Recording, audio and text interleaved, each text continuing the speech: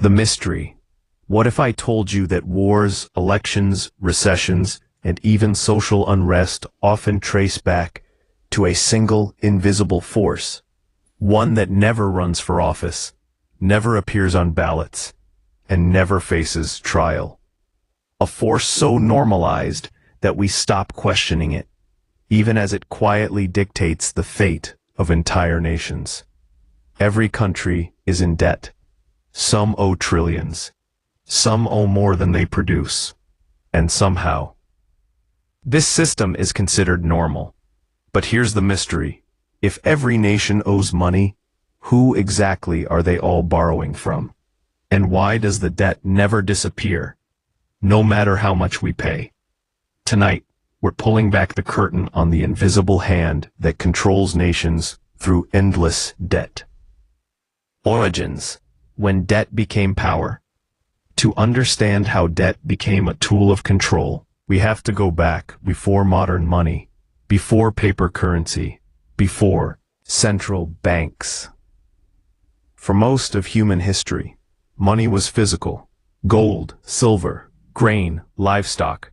You couldn't create it out of thin air. Debt existed, but it had limits. That changed in the late Middle Ages. Goldsmiths began storing valuables for merchants and issuing paper receipts. Over time, they realized something dangerous. Most people never came to claim their gold.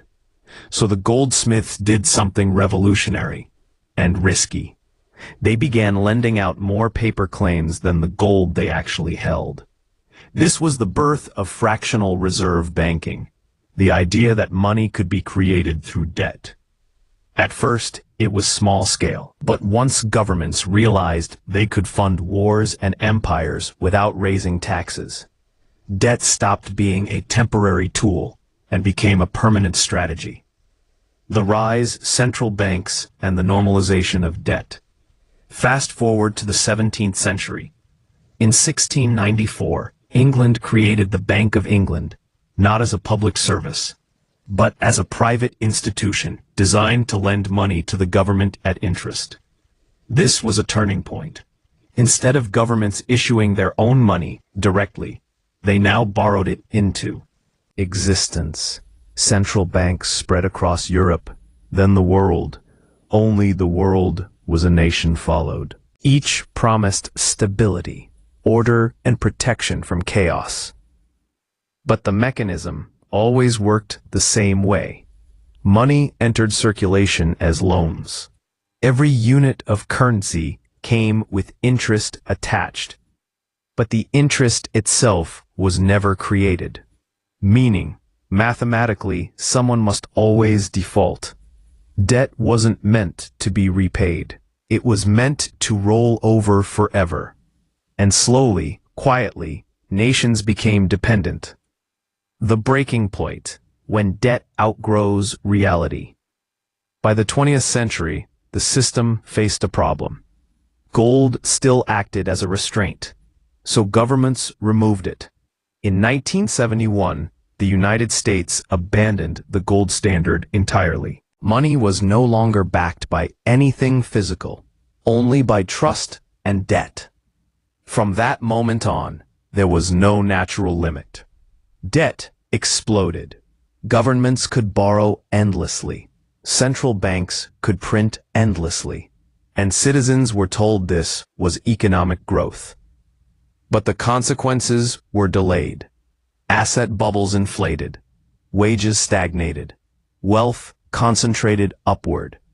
Debt stopped funding productivity and started funding survival. Entire nations began borrowing just to pay interest on previous loans. That's when debt crossed a line. It stopped being finance and became leverage.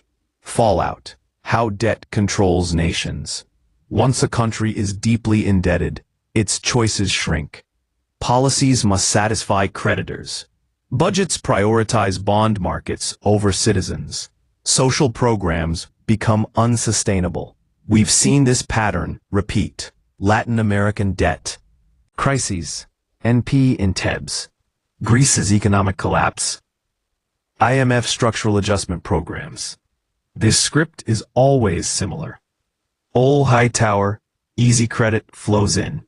Dependency forms. Austerity is imposed. Assets are privatized. Debt remains. The population tightens its belt. The debt survives. Because debt isn't designed to save nations, it's designed to discipline them. And the most unsettling part, no single villain is required. The system enforces itself. H2. Failed fixes why reforms never last. Every generation tries to fix the problem. Regulations, debt ceilings, stimulus packages, bailouts. But they all fail for the same reason. They treat debt as a bug, not the core feature. Central banks claim independence, yet their survival depends on managing debt markets. Governments campaign on change, then inherit obligations they can't escape. Even revolutions often end the same way. Old debts replaced with new ones.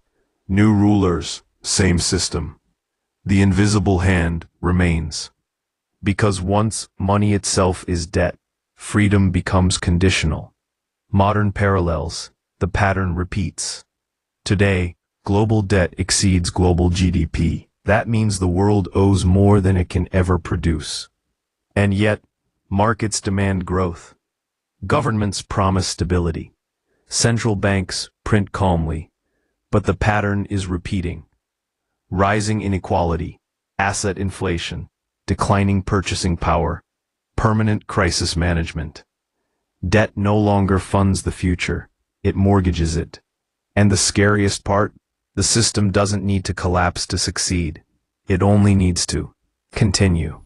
The invisible hand isn't a person or a group. It's a system that rewards dependence and punishes independence. So the real question isn't whether debt will end. It's whether societies will recognize who it truly serves before choice disappears entirely. If you found this perspective valuable, consider subscribing. Because the more we understand the systems shaping our lives, the harder they are to hide. And remember, what controls money eventually controls nations.